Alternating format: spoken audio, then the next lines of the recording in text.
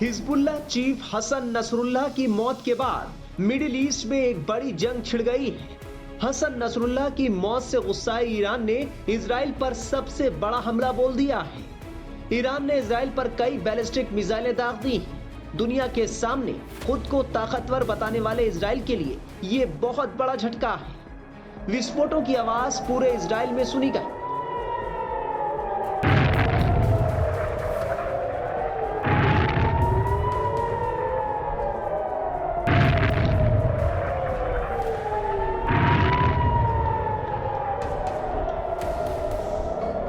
खबर है कि ईरान ने इजराइल पर 400 बैलिस्टिक मिसाइलें दागी हैं। इस बात की पुष्टि खुद ही इजरायली सेना यानी इजरायली डिफेंस फोर्स ने की है। ईरानी मीडिया ने यह भी दावा किया है कि इजराइल की खुफिया एजेंसी मोसाद के मुख्यालय पर भी हमला किया गया है। ईरान ने यह दावा किया कि उसने बैलिस्टिक मिसाइलों से नेटजारिम कॉरिडोर पर इजरायली टैंकों को भी निशाना बनाया है। इसमें ईरान ने इजराइल के 20 F-35 लड़ाकू विमानों को भी मार गिराया है। ईरान के इस हमले से बचने के लिए इजराइल का सबसे मुख्य कवच आयरन डोम सिस्टम ने कई मिसाइलों को हवा में ही नष्ट कर दिया।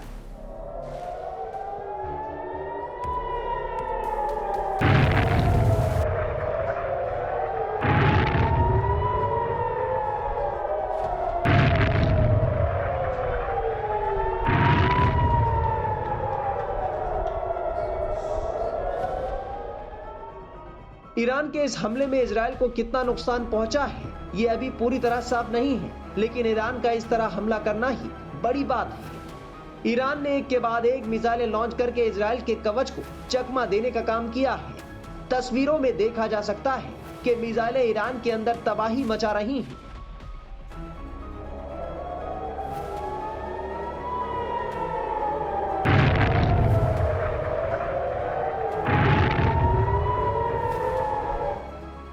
हालांकि इस हमले के लिए इजराइल पहले से ही तैयार था, इसीलिए इजराइल ने पहले ही अपने नागरिकों को शेल्टर हाउस में शिफ्ट करने के लिए आदेश जारी कर दिया था। इजरायली डिफेंस फोर्स ने कहा है कि ईरान की ओर से इजराइल पर रॉकेट दागे जाने के कारण सभी नागरिक बम शेल्टर में शिफ्ट कर दिए गए। उधर ईरान के मिसाइल अटैक के बाद इजराइल के प्रधानमंत्री बेंजामिन नेतन्याहू ने कहा है कि ईरान ने मिसाइल दाग कर बहुत बड़ी गलती की है। यरूशलेम में सुरक्षा कैबिनेट की बैठक के दौरान उन्होंने कहा कि ईरान को इसकी कीमत चुकानी होगी। नेतन्याहू ने कहा कि शाम को इजराइल पर हमला विफल रहा। उन्होंने अमेरिका को उसके समर्थन के लिए धन्यवाद देते हुए कहा कि इजराइल की वायु रक्षा प्रणाली जो दुनिया में सबसे उन्नत है, उसकी बदौलत हमने ईरानी हमले को विफल कर दिया है। इजरायली डिफेंस फोर्स ने कहा कि मिडिल इजराइल में अलग थलग प्रभाव पड़े हैं, दक्षिणी इजराइल में ज्यादा असर हुआ है। साथ ही कहा कि हमले में इजरायली वायुसेना की क्षमता को कोई नुकसान नहीं हुआ है। IDF के विमान, वायु रक्षा और हवाई यातायात नियंत्रण सामान्य रूप से काम कर रहे हैं। वहीं ईरान के विदेश मंत्री अब्बास अराक्ची ने सोशल मीडिया प्लेटफॉर्म X पर एक पोस्ट में कहा कि ईरान ने इजराइल के खिलाफ आत्मरक्षा की है और जब तक इजरायली शासन आगे जवाबी कार्रवाई करने का फैसला नहीं करता, तब तक हम हमला नहीं करेंगे। इसके साथ ही ईरान के सशस्त्र बलों ने ईरान के मिसाइल हमले के जवाब में इजराइल के समर्थन में किसी भी प्रत्यक्ष सैन्य हस्तक्षेप के खिलाफ चेतावनी दी है। इजराइल पर मिसाइल दागने के बाद ईरान ने एक बार फिर नेतन्याहू को धमकी दे दी है। ईरान के सशस्त्र बलों के chief of staff major general Mohammad Bagheri ने कहा है कि अगर इजराइल ने मंगलवार शाम को ईरान द्वारा किए गए मिसाइल अटैक को लेकर जवाबी कार्रवाई की तो ऑपरेशन कई गुना ज्यादा जोरदार तरीके से दोहराया जाएगा। ईरानी राष्ट्रपति मसूद पेजेश्कियान ने इजराइल के प्रधानमंत्री बेंजामिन नेतन्याहू को चेतावनी दी और कहा कि ईरान युद्ध प्रिय नहीं है। उन्होंने X पर एक पोस्ट में कहा कि वैध अधिकारों के आधार पर और ईरान शांति और सुरक्षा के मकसद से नेतन्याहू शासन की आक्रामकता का निर्णायक जवाब दिया गया है। ये कार्रवाई ईरान के हितों और नागरिकों की रक्षा के लिए थी। इजराइल कह चुका है कि वो ईरान को सही वक्त पर सही तरीके से जवाब देगा। अब देखना होगा कि ईरान और इजराइल के बीच ये जंग कितनी लंबी खिंचती है।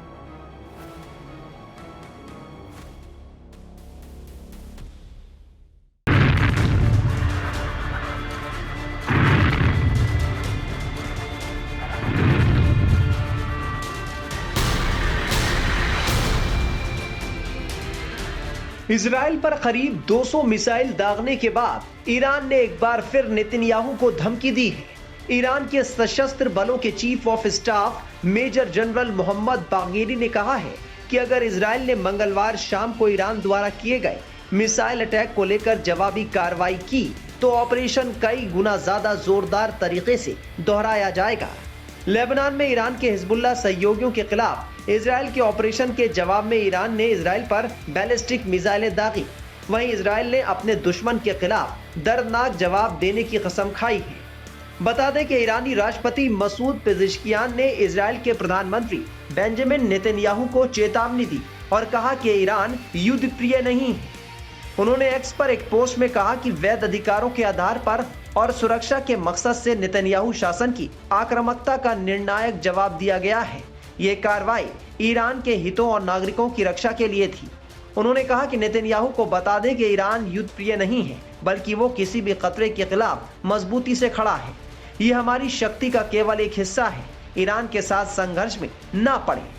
हालांकि इजराइल के प्रधानमंत्री बेंजामिन नेतन्याहू ने मंगलवार रात तेल अवीव में सुरक्षा बैठक की शुरुआत में कहा कि ईरान का इजराइल पर मिसाइल हमला विफल हो गया है।